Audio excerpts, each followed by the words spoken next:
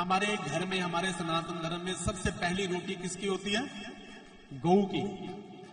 आप स्कूल में जितने भी बच्चे हैं उनको ये कहो कि बेटा जब भी आपने जाना है ना अपने स्कूल में, आप अगर एक रोटी नहीं भी रख सकते तो कम से कम भी गौ ग्रास जरूर निकालो।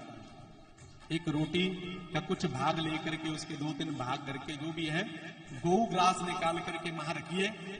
और गौ ग्रास रखने के बाद जब सभी विद्यार्थियों का गौ ग्रास होगा तो उसको वहां से लेकर के महाराज गौ मैया तक पहुंचाया जाए। तो मुझे बड़ी सुंदर व्यवस्था लगी।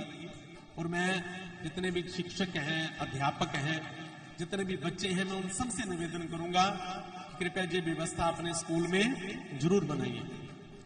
हमारे सनातन धर्म में हर किसी के प्रति, अब दूसरी रोटी कौए के लिए होती है, लेकिन हमने सब कुछ उल्टा पुल्टा कर दिया। पहली रोटी किसकी होती है?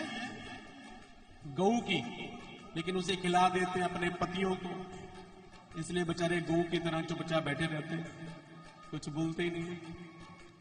अब दूसरी रोटी होती है कौए की, लेकिन हम पैक कर देते हैं बच्चे के टिफिन में, इसलिए बच्चे कौए की तरह कै कै कै कै करते रहते हैं।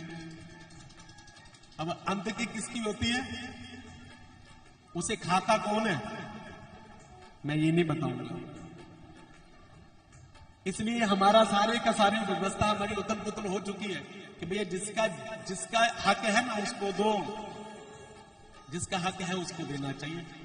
लेकिन हमारा सनातन धर्म ये नहीं कहता कि महाराज कुत्ते को अपने बेडरूम में ले जाओ।